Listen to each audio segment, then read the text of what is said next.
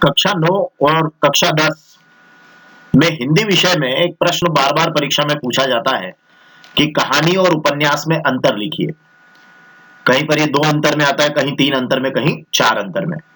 तो हम देखें अगर तो कहानी अगर आप देखें तो जैसे मैंने एक ही उदाहरण दोनों का ले लिया है। एक कहानी मैंने ली है परीक्षा मुंशी प्रेमचंद की और उपन्यास भी मैंने लिया है गोदान मुंशी प्रेमचंद का। अब आपको यहाँ पतली सी एक कॉपी दिखाई दे रही होगी, यहाँ एक मोटी जो है पुस्तक जैसा दिखाई दे रहा है। तो यहाँ आप देखिए कि जो कहानी होती है, जैसे परीक्षा है तो उसमें किसी की परीक्षा ली गई है ना?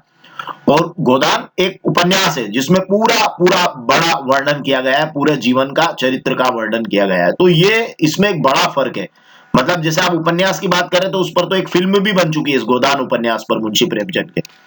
और एक कहानी को एक छोटे से नाटक के रूप में प्रस्तुत किया गया है। तो इससे हमें लगता है कि ये एक कहानी जो है वो छोटी होती है और उपन्यास क्या होता है, बड़ा होता है।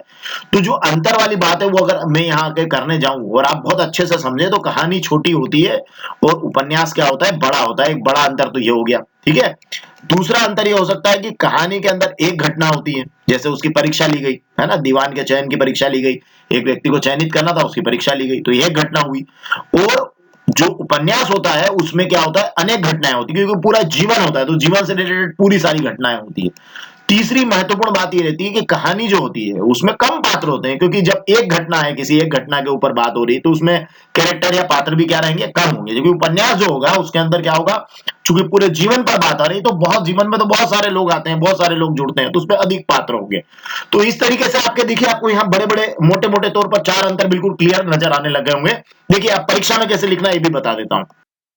जैसे कहानी में आप लिखेंगे कि कहानी छोटी होती है ना, याद तो ऐसे ही करना है, छोटी और बड़ा, तो उपन्यास बड़ा होता है। दूसरा पॉइंट ये हो जाएगा कि कहानी में एक घटना का वर्णन होता है, उपन्यास में अनेक घटनाओं का वर्णन होता है। तो एक घटना अनेक घटनाएं, ये मैंने आपको पॉइंट बताया थे, छोटी बड़ी, छोटी बड़ा, एक घटना अनेक घटनाएं। तीसरी महत्वपूर्ण बात मैंने बताई थी कि कहानी में कम पात्र होते हैं ना, मतलब कहानी छोटी है, एक घटना है, कम पात्र, ऐसे याद रखना, कहानी छोटी, एक घटना, कम पात्र। उपन्यास बड़ा, अनेक घटनाएं और उपन्यास में क्या होते हैं, अधिक पात्र होते हैं।